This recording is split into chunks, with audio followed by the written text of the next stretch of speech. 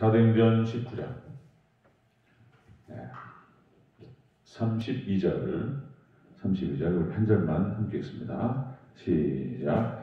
사람들이 외쳐 어떤 이는 이런 말을 어떤 이는 저런 말을 하니 모인 무리가 분란하여 태반이나 어찌 모였는지 알지 못하더라. 아멘. 인사합니다. 오직 예수님, 예수님의 은혜와 평강이 넘치시기를 축원합니다. 아멘.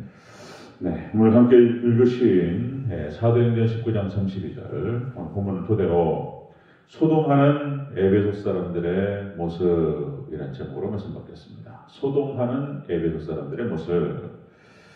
자, 사도 바울을 통해서 에베소 지역에 놀라운 은혜의 역사가 벌어졌다. 사도 바울을 통해서 하나님께서 이적을 드러내시고 손수건을 막 손수건만 덮어도 귀신이 떠나가고 병이 나가고, 그래서 하나님 말씀이 흥황해서 세력을 얻고 이런 일이 벌어졌다는 거죠. 자, 그러다 보니까 미신을 섬기다 우상 숭배하던 이 에베소 지역에 소동이 일어났다는 것입니다. 자, 데메드리오의 사주를 받은 사람들이 탐심으로 격분했다. 데메드리오에 이게 우상 숭배하던 자들이 이 사도 바울의 전도를 통해서 많은 사람들이 우상을 떠나니까, 그러니까 이제 자기의 이득이 있어서 손해를 보잖아요.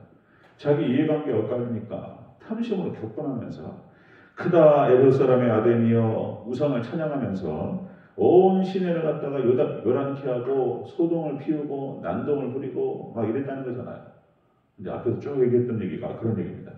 자, 우상 숭배자들의 이 소동으로 말미암아서 자, 성도들을 공격했어요. 성도들 공격하고 박해하고, 그러니까 이것을 갖다가 어떻게든 말려보려고 사도 바울이 뛰어들어갔다는 말이죠. 그러니까 또 이제 뛰어들어가는 사도 바울을 갖다가 붙잡고 막 이런 소동들이 벌어졌습니다. 앞에서 쭉 나타났던 얘기입니다.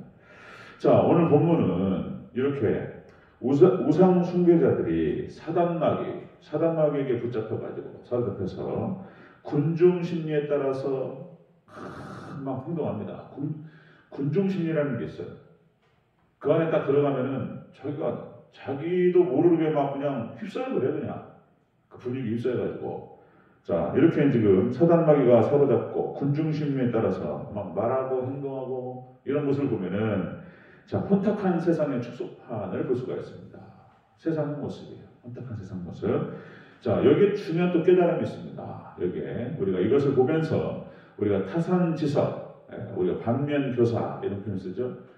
안 좋은 모습을 보면서 우리가 거기서 교훈도 찾습니다. 그래서 이제 우리가 오늘 본문은 그런 내용이 되겠습니다. 자, 소동하는 에베소 사람들의 모습입니다. 첫 번째로 어떤 이는 이런 말을, 어떤 이는 저런 말을 막 소리 지르면서 얘기하는 것입니다. 자, 우리 32절 초반부 함께 읽겠습니다. 시작. 사람들이 외쳐 어떤 이는 이런 말을 어떤 이는 저런 말을 하니. 아멘. 이런 말 저런 말 하면서 막 소리 지르면서 막 싸우는 거예요. 이런 말. 서로 자기 주장만을 내세우는 모습을 볼 수가 있습니다. 여기서 외쳤다라고 하는 것이 소리 지르다 그런 뜻이죠. 부르짖다 이런 말입니다. 그냥 자기가 하고 싶은 말을 내뱉고 아우성치고 막 소리 지르고 막 이런 모습이에요. 그러니까 이제 당시 그러니까 분위기 있어가지고 소동이 일어나고 난동이 벌어지니까 이제 이런 것들이 이제 오버액션 뭐 이런 얘기하죠. 그냥 과한 행동을 하는 거예요. 그냥 함부로 말하고 막 소리 지르고 막 이런 일이 벌어지는 것입니다. 신중하지 못한 태도, 사려 깊지 못한 그런 모습일 수가 있습니다. 예수님 초림 당시에도 예수님에 대해서 막 평가들이 다 달랐어요. 예수님에 대해서 막 함부로 얘기하고 막 이런 얘기예요. 자, 요한복음 7장 12절에서 이렇게 표현합니다.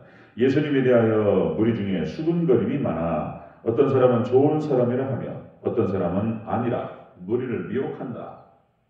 예수님에 대해서도 이렇게 의견들이 분분하고, 그리고 예수님에 대해서 사람 미혹하는 사람이야 이렇게 얘기하는 사람도 있었고, 평가가 다 달랐다는 것입니다. 사도 바울도 마찬가지였습니다. 사도 바울에 대한 평가가 다 달랐어요. 자, 사도행전 21장 우리가 앞에서 이제 앞으로 가면서 볼 텐데 33절 34절에 이에 천부장이 가까이 가서 바울을 잡아 두 쇠살로 결박하라 명하고 그가 누구이며 그가 무슨 말을 하였느냐 물으니 무리 가운데는 어떤 이는 이런 말로 어떤 이는 저런 말로 사도 바울에 대해서 이렇게 저렇게 얘기하면서 얘기를 하는 것이죠.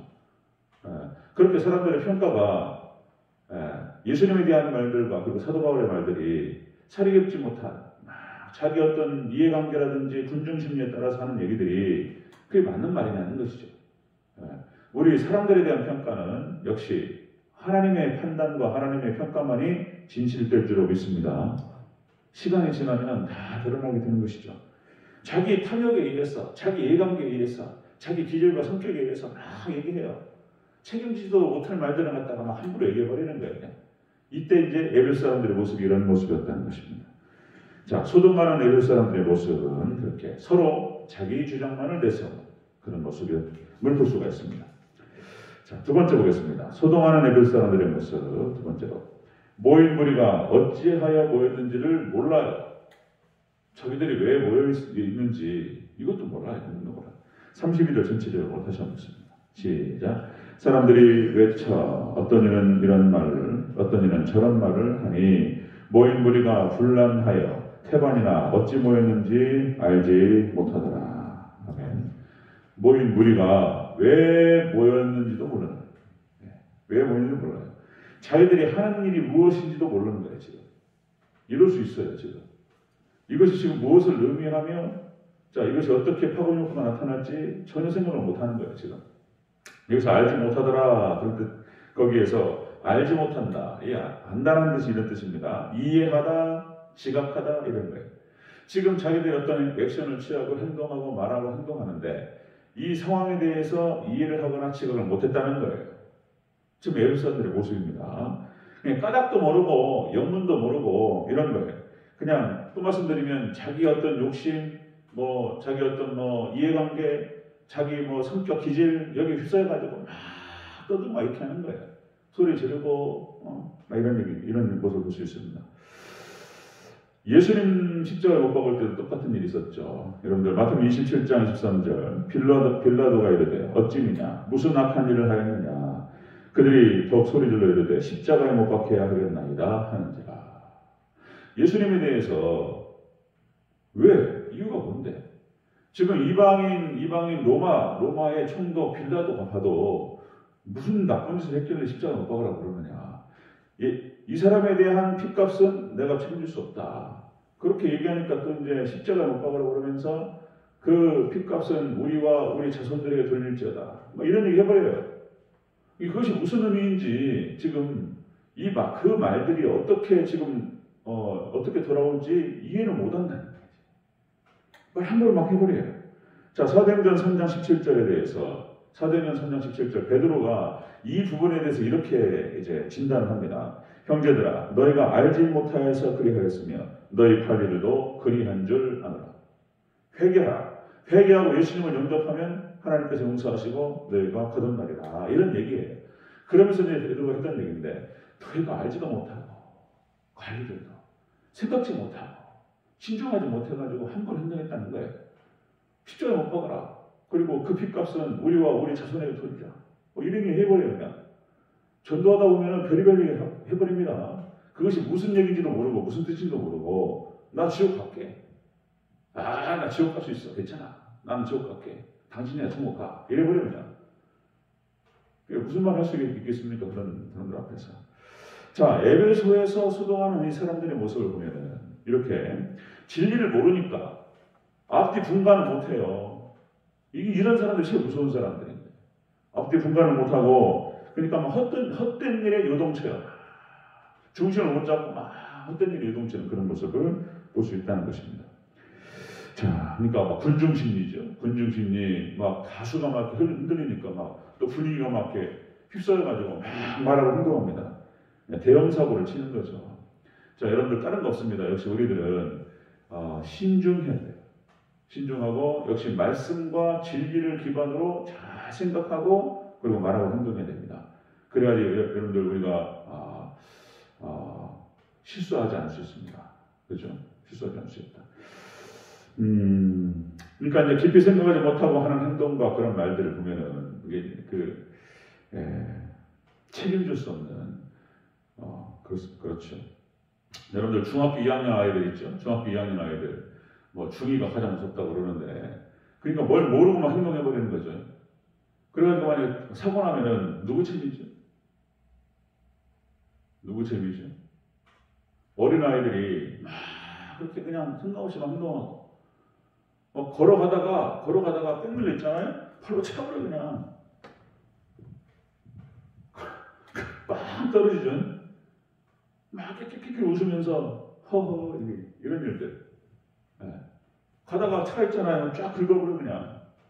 지네들끼리 그냥 그게 무슨 행동인지. 네. 뭐 이런 어떤 모습들 가장 무섭죠.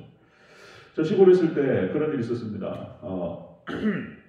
목사님 아들인데 너무 가슴이 아팠어요. 오토바이 타지 말라고 그렇게 얘기를 했어요. 엄마 아빠가.